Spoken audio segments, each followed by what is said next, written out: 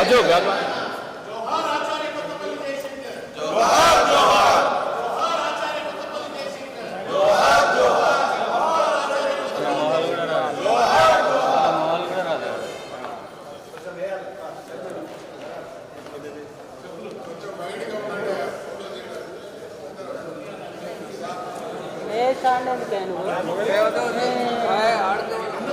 అందరు కొత్త అని చెప్పి